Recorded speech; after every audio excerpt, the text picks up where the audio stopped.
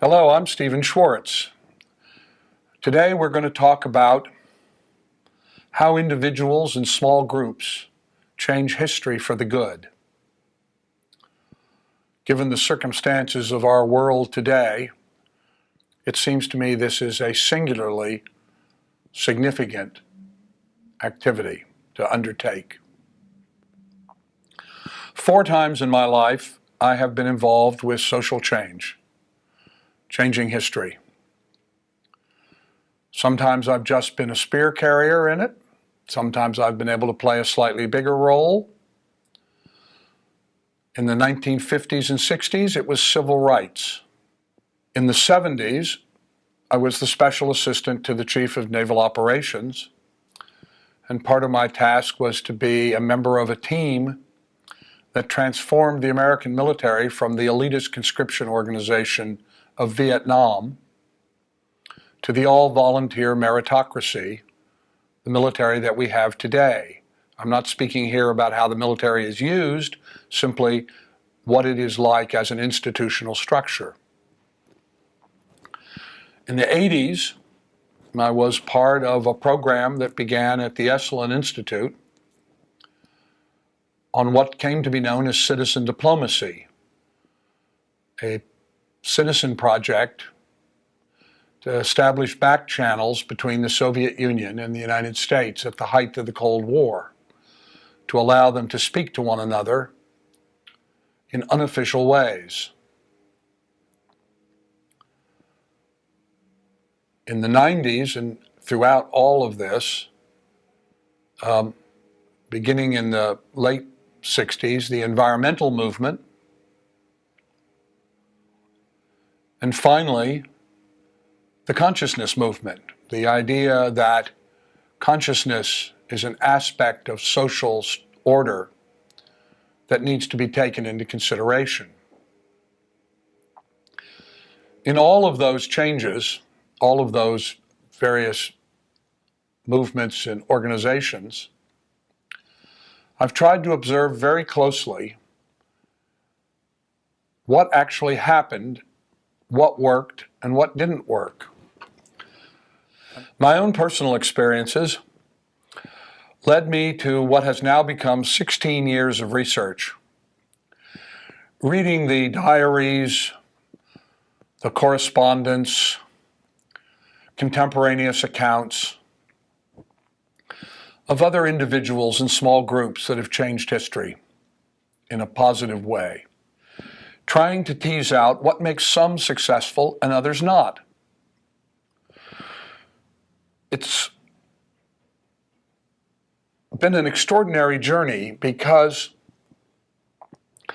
it revealed to me not what I thought I was going to learn, which was things like they had to figure out how to get money, or they had to figure out how to get officials to acknowledge what they were doing, or the sort of things you might suspect they would do. But instead, it's taught me what I've come to think of as the strategy of beingness. And in that strategy of beingness, I was able to discern 8 laws that seem to govern whether a social movement, beginning with a small group, was going to be successful or not. My interest was in looking at not big official things, but how individuals, ordinary folk, who have no great money, who don't have official positions, who don't command armies, how do they do this?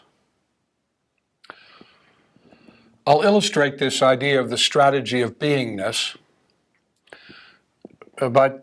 with a story about Mahatma Gandhi, which I think captures the essence of it. The Times of India sent a young reporter up to see Gandhi at his ashram. And the young reporter, of course, was in awe of Gandhi, who was the most famous man in India at that point.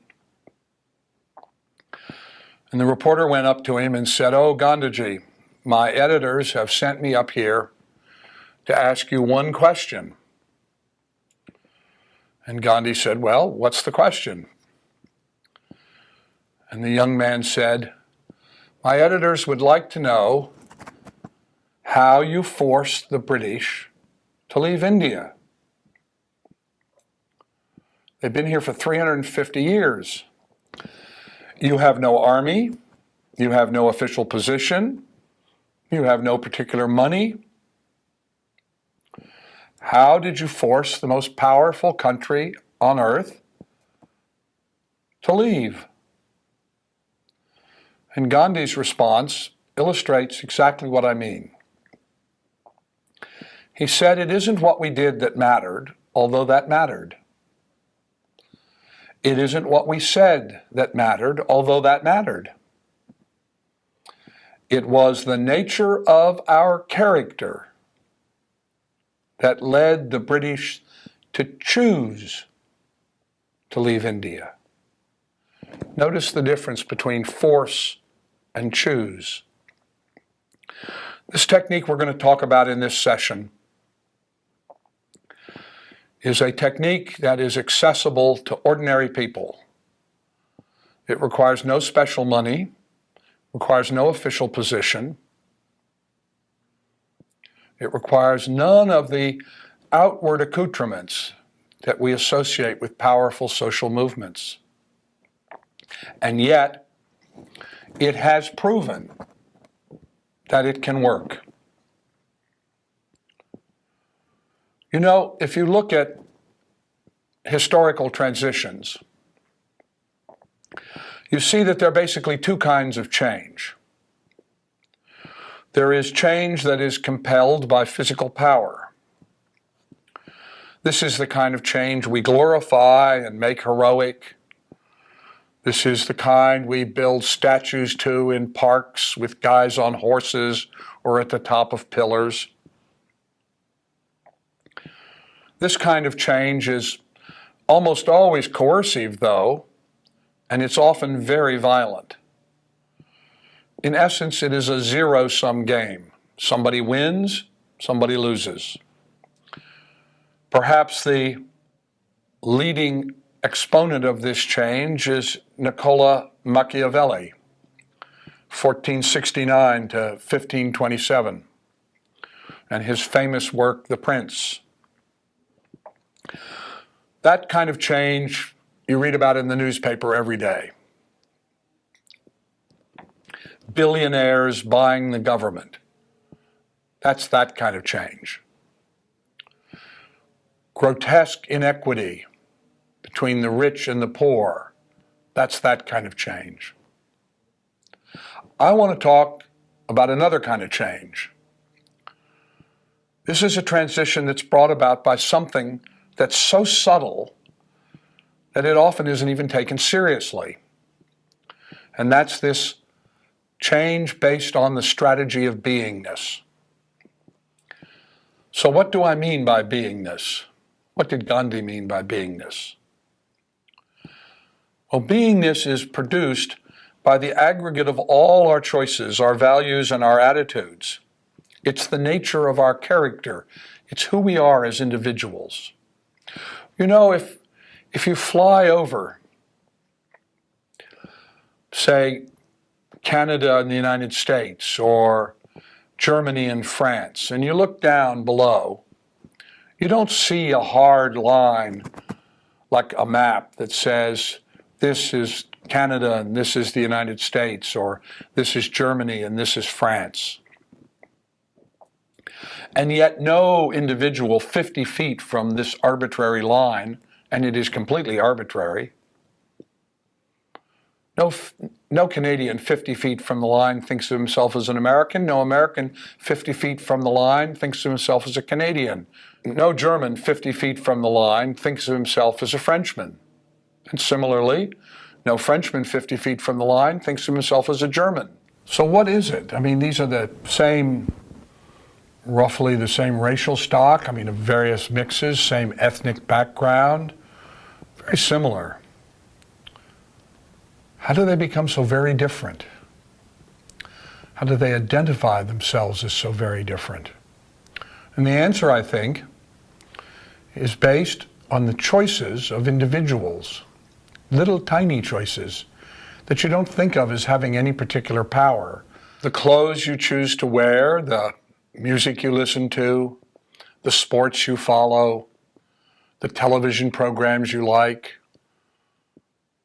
how the food you eat is prepared, how you send your kids to school, what kind of school they go to. All of these tiny little choices, which individually seem so unimportant, so powerless in a certain way, in aggregate produce national character. National character is the aggregate of individual character. And so the key to the strategy of beingness is the individual choices made by ordinary people. And just to give you an example of how quickly these changes can occur, consider what has happened with the word gay. Within the last 6-8 months of my teaching this session, there was a kind of collective decision that we would stop using the word gay and we would say LGBT, a more inclusive term. It wasn't that they issued an edict or that some formal proclamation came out, but simply that individuals, privately and in media, government, made a decision to, when they were going to say gay, to say LGBT instead. There wasn't anything official about it, and yet a significant social change occurred, not only in language usage, but in attitude. Look at marriage equality. 30 years ago, unthinkable. Today, a change of attitude has left people feeling it only seems fair.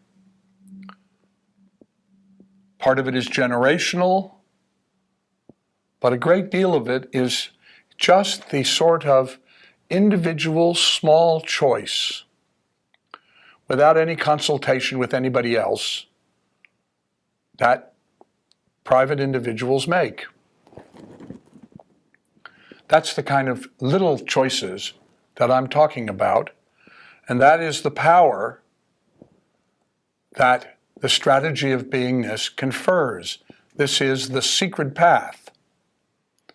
And it is a great secret because external power, traditional power, makes it very clear that, well, you're just an ordinary person. You don't have any power. What can you do?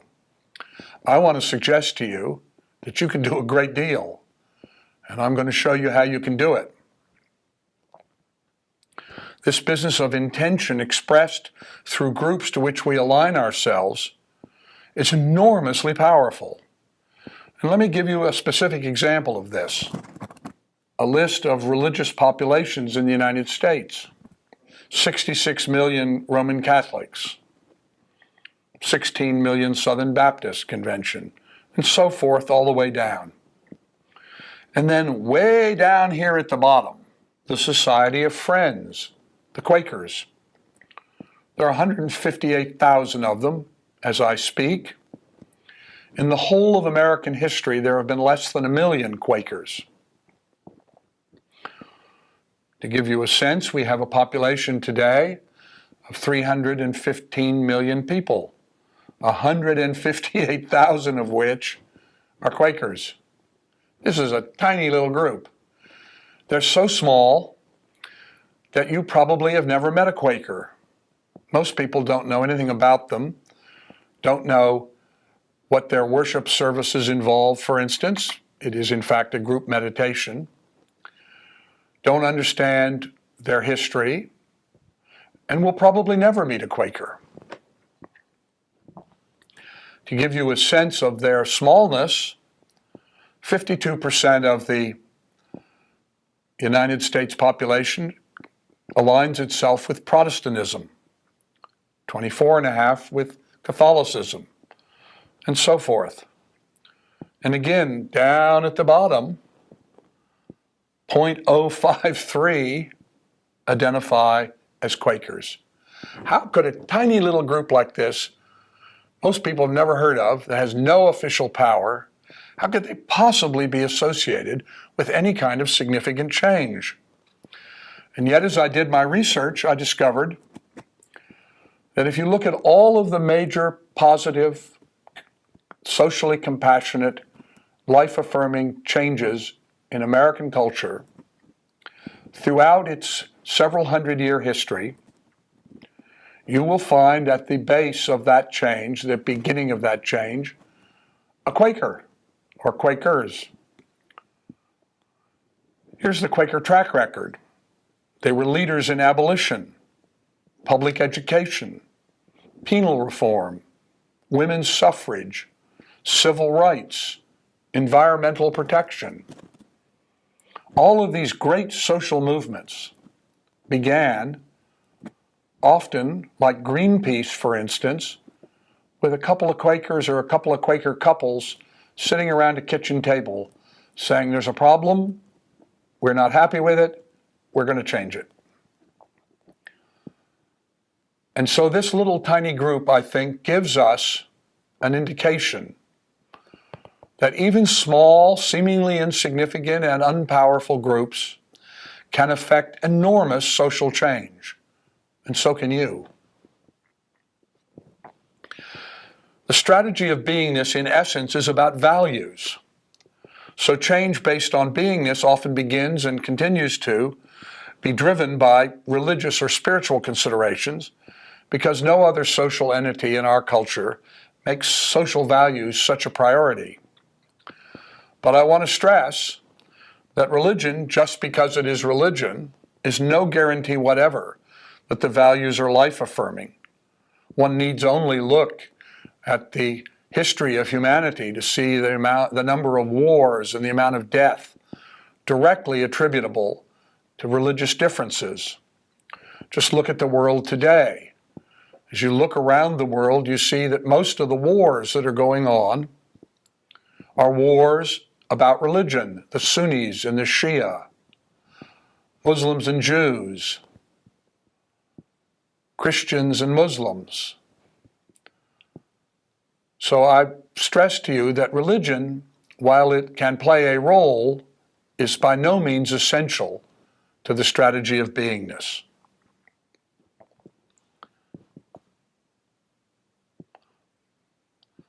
Well, then how is this possible?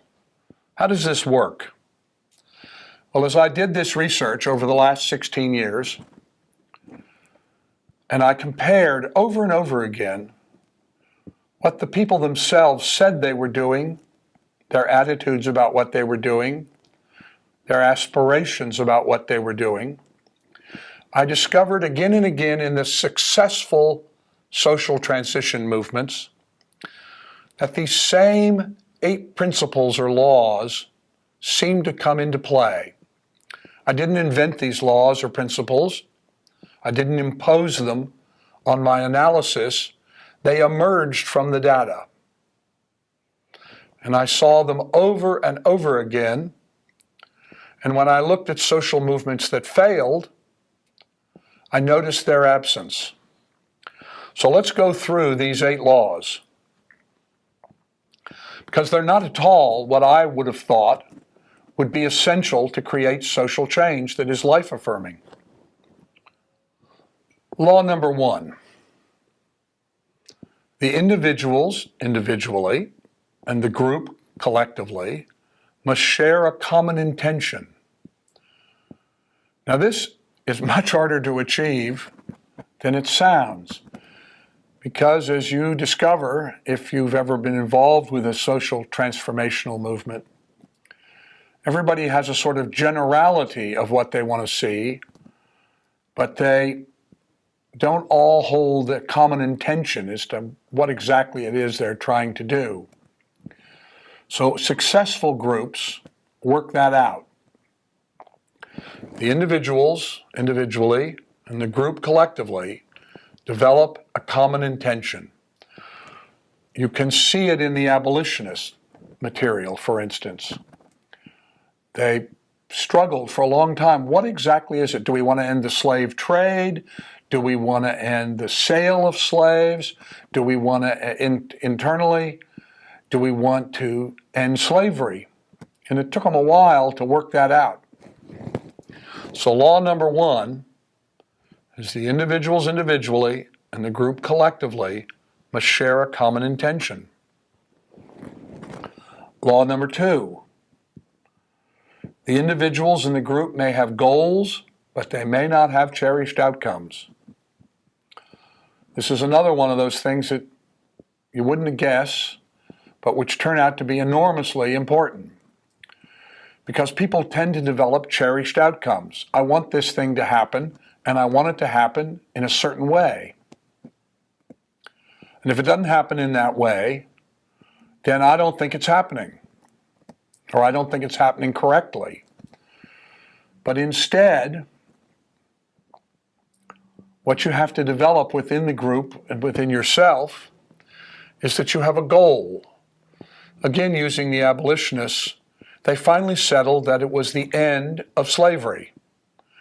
That the key to the whole thing was the idea that human beings owning other human beings as property was simply not only morally wrong, but socially wrong and ultimately socially destructive.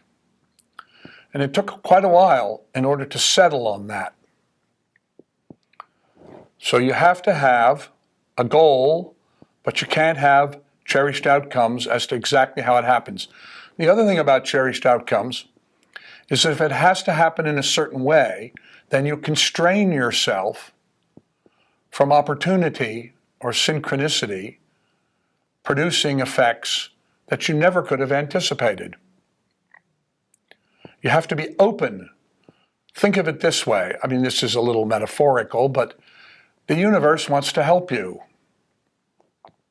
But it can't do that if you demand that help come only in a certain form. So again, law number two, the individuals in the group may have goals, but they may not have cherished outcomes. Law number three, the individuals in the group must accept that their goal may not be reached in their lifetimes and be okay with this. You'd be amazed how many people find it very hard to sustain an effort if they don't think it's going to happen quickly. And in our culture, which wants instant gratification, the idea that you're going to work for something for a long time and it still may not happen is very hard for some people to sustain. But when I read the women's suffrage material, the abolition material, the penal reform material, over and over I would read in the diaries and the correspondence of the individuals behind these movements, well, I keep working on this. It may not happen in my lifetime, but it's the right thing to do, and I'm going to keep at it. I'm okay with that. So again, law number three, the individuals in the group must accept that their goal may not be reached in their lifetimes and be okay with this. Now, related to that is law number four. This is a real tough one. The individuals in the group must accept that they may not get either credit or acknowledgement for what they have done and be authentically okay about this. Now think about that for a minute. A lot of things we do because we want to get those attaboys. We want to be acknowledged. We want the people to think of us as a hero. But it may be that to produce social change, you're going to have to labor away anonymously. Not because your ego is going to be supported, but because what you're doing is the right thing to do, the right choice. And so you have to go into yourself. And this is where things like meditation, the regular practice of meditation, become very important because they will help you with this. But law number four is very clear. The individuals in the group must accept that they may not get either credit or acknowledgement for what they've done and be authentically okay about this. Law number 5. This is where a lot of social groups fail. A lot of social movements fail. I can think of several, one particular recent movement that just never worked this out. Law number 5. Each person in the group, regardless of gender, religion, race, or culture, must enjoy fundamental equality, even as the various roles in the hierarchy of the effort are respected. The fact is, we're primates, we're animals. We have evolved over long centuries and millennia. We do better with structure. It is our natural default. And so the key to this, and what the founding fathers understood, all men are created equal, is that you have to acknowledge equality in essence, fundamentally, but that in order to get something to work, to create a social movement, you have to have some kind of hierarchy. Some people have to be in charge of making decisions about this and others making decisions about that. Someone has to be a spokesperson. Other people have to have someone that they can relate to. You need structure. So it's not just enough to have good impulses or to mean well or to try to talk people into it. You create it through the strategy of beingness by becoming what you seek. And you have to be willing to do this even though you may not get credit for it or that it may not happen in your lifetime. Law number 6. The individuals in the group must forswear violence in word, act, or thought.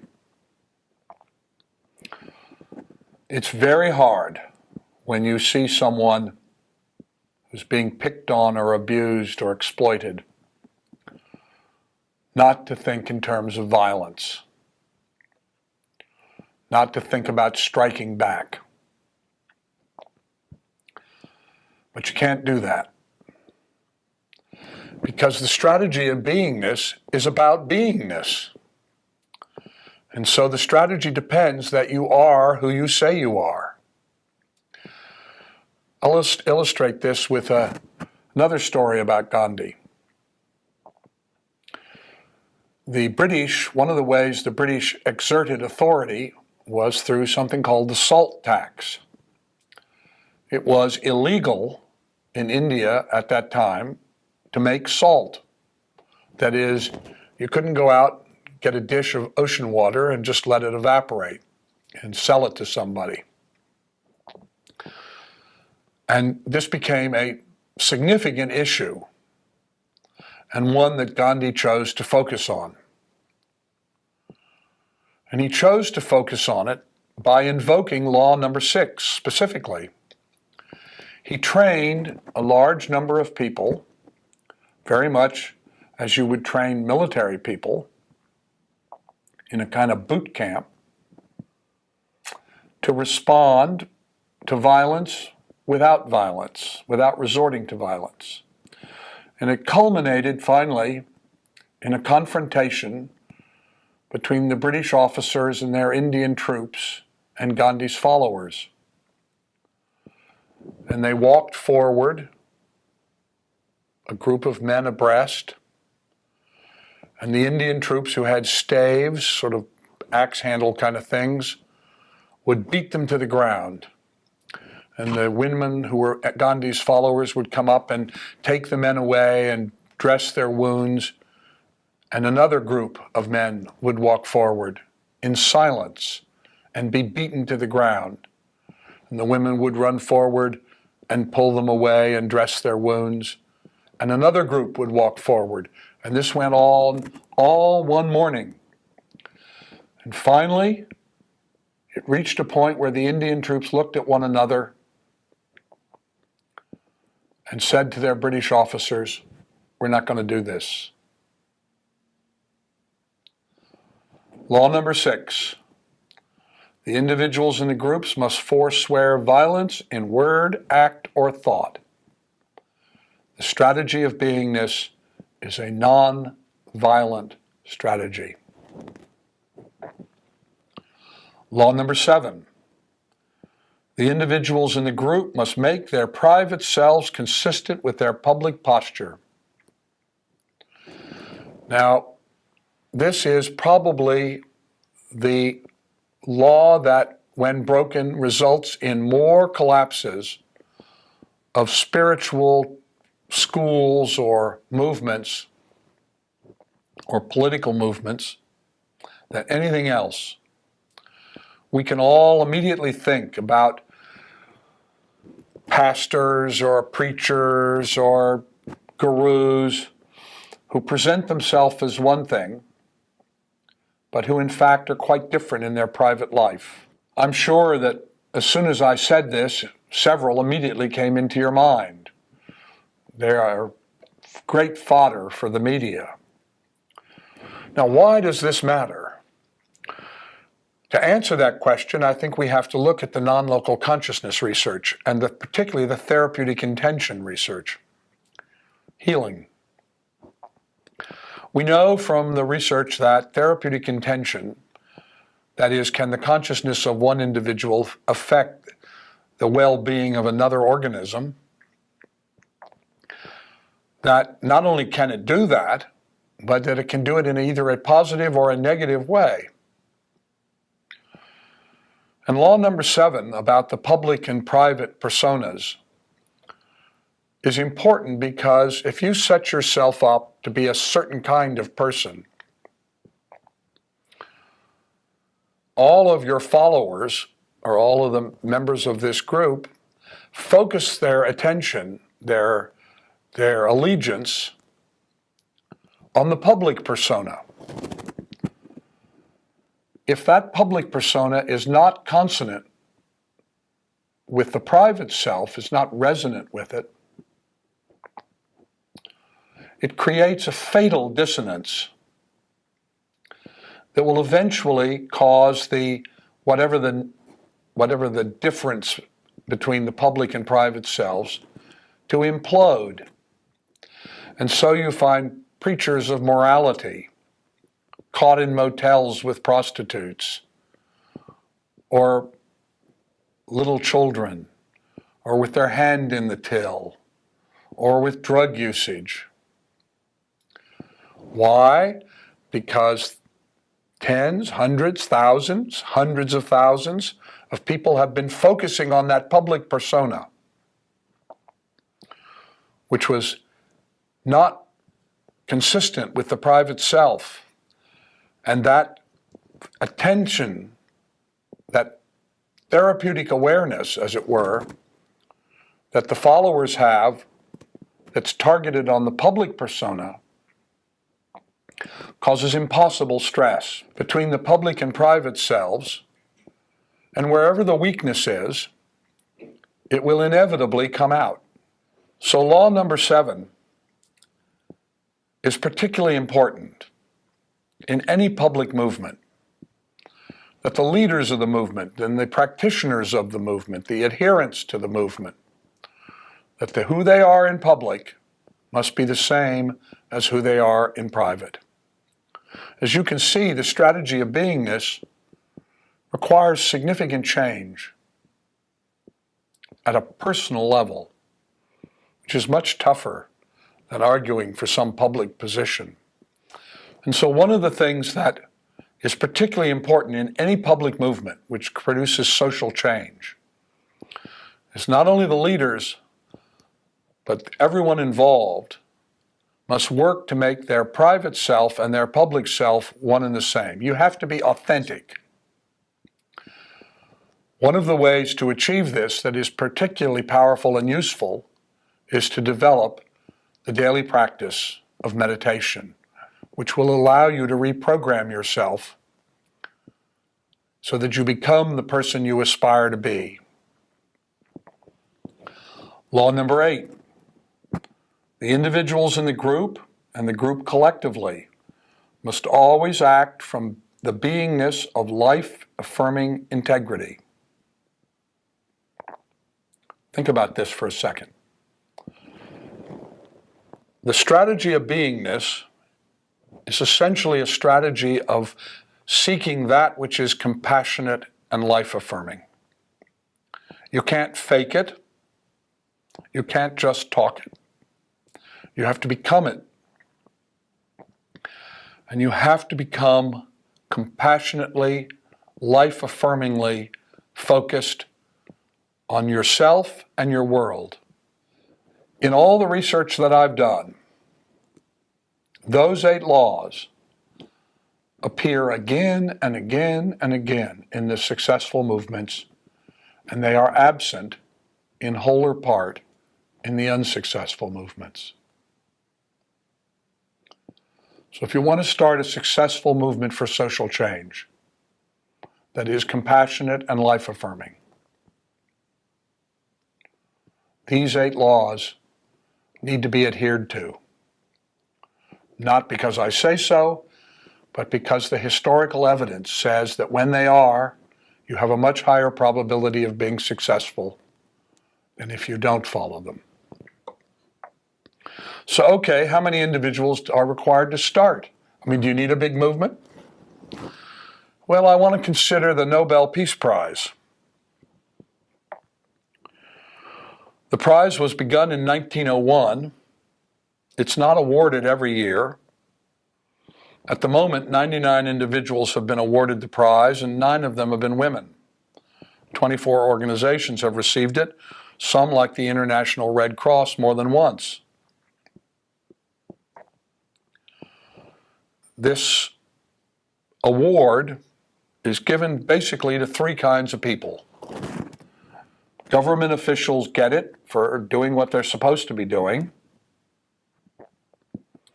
Henry Kissinger is an example. Barack Obama is an example. A second group are hereditary or acknowledged leaders. Nelson Mandela is an example of this. But it's the third group that specifically speaks to the strategy of beingness. And that's ordinary people who are committed to change. Now let me look at a few of them. I picked women because women seem particularly to get this kind of movement. More women proportionally have won the Nobel Peace Prize than any of the other Nobel Prizes. And here are some examples. The Peace Prize of 1976 was given to Murad Corrigan and Betty Williams, 2 working-class women who lived in Belfast, married, solid, typical Belfastians. Betty had 2 children. Neither of them had ever been involved in social action until they simply became fed up with the Troubles, as they were known in Ireland, the kneecapping, the bombing, the shootings, and decided this just is not acceptable. And along with a male friend, Saran McEwen, they founded the Community of Peace People. Now, the interesting thing you want to note is that they founded this on a Saturday afternoon in August 1976, and they won the Peace Prize in 1976. This happened quite quickly. And the movement catalyzed the thinking of ordinary Belfastians in Northern Ireland, and they rallied around the 2 women, understood what their intentions were, because they too were fed up but felt powerless. And the Community of Peace People became a significant force in resolving the conflict that had plagued Ireland, Northern Ireland, for years, decades. The 92 prize was won by a woman named Rigoberto Menchú. She was the daughter of an impoverished Quiche Mayan peasant family, in which everyone, including the children, as little children, were out on coffee plantations picking beans. You couldn't start from much less than that. She became involved in social reform activities through the Catholic Church and became prominent in women's rights movements while she was still a teenager. And she is now a leading advocate for Indians' rights and ethno-cultural reconciliation in the Western Hemisphere. So how did a woman who was born into a family whose annual income was probably on the range of $200 a year, with no particular education, under impoverished, suppressed circumstances, how did such a woman become an international figure?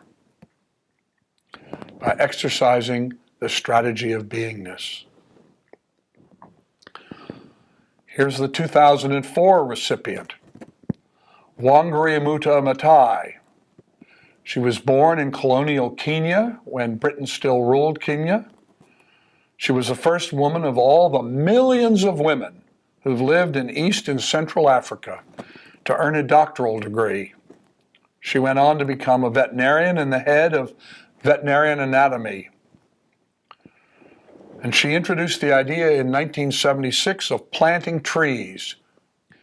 We don't think about that much in the West, but in Africa, getting enough firewood to cook food, getting enough potable water for your family is a huge operation and requires most of the day of most women's lives.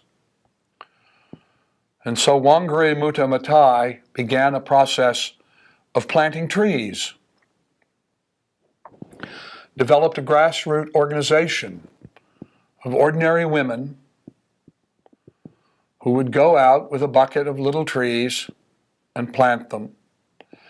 And by the time she won the award in 2004, these women had planted more than 20 million trees.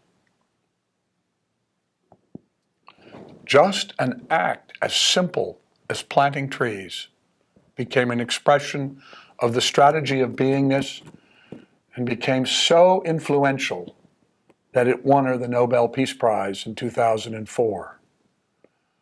So wherever you are and whatever your circumstances are, you can't say, oh, I don't have any money, I don't have any position, I couldn't possibly aspire to become one of those kinds of people, because these women give lie to that. They demonstrate that the people, ordinary people from the most limited circumstances can go on to become major social forces. Now let me give you two examples that I personally know about. The first one is an organization called Bead for Life in Kampala, Uganda. And it was begun by a woman named Torkin Wakefield and her best friend and her daughter. Torkin's husband, Charles Steinberg, was an internationally recognized AIDS physician. And in the early years of the AIDS situation in Uganda, there was a tremendous proportion of people who were suffering from HIV, who were HIV positive. And the Ugandan government asked her husband to come over and to train Ugandan physicians in how to deal with this. And she went along with him, got over there, very quickly came to understand that she was going to become incredibly bored just sitting around and that she needed something to do. So she volunteered at an orphanage to try to help out. And one day when she she had to go into the slums of Kampala. And you can imagine what an African slum is like.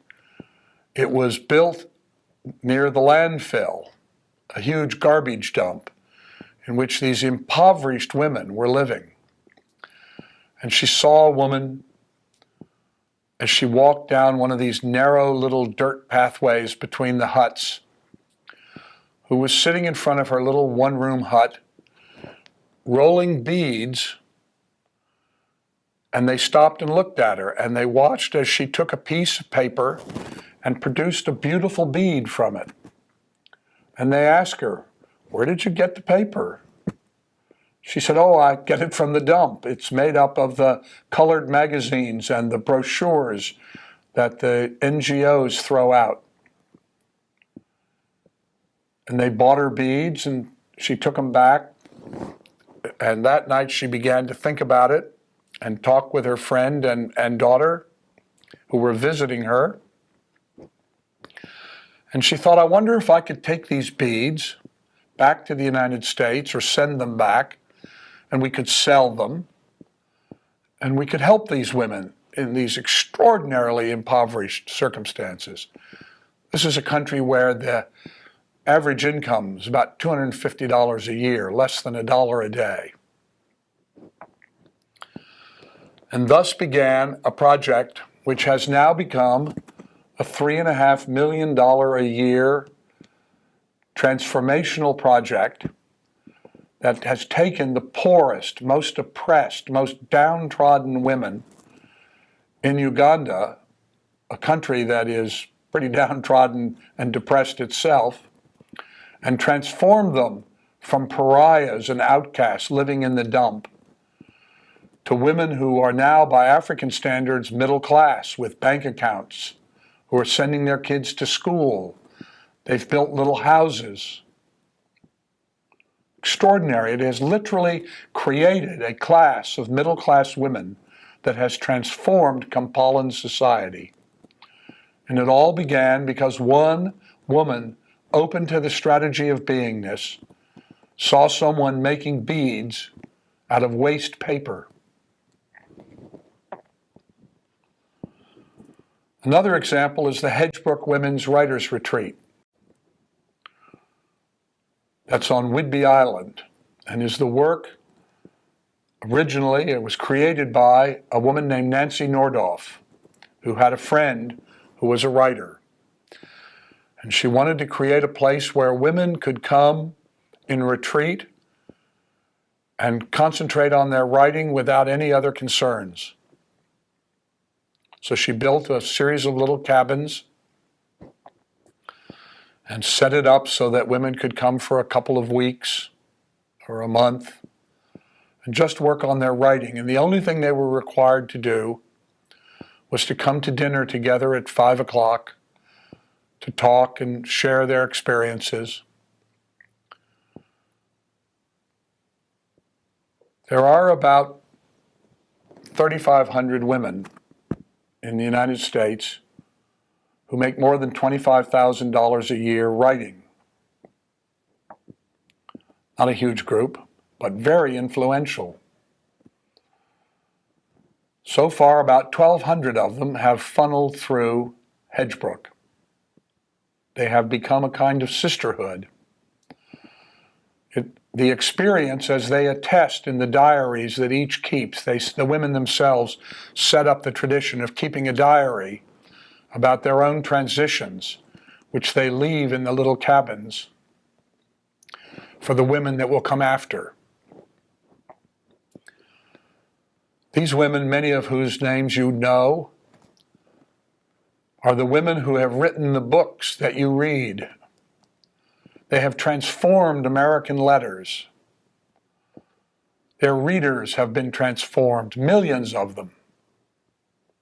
And all of this began because one woman decided just this simple thing of creating a little space where women could come and focus on their writing. It is now the most prestigious women's writers' retreat in the world. So the question I have to ask, now that you've heard this, is, are you ready to accept your own power to make change happen? And if you are, what would you change?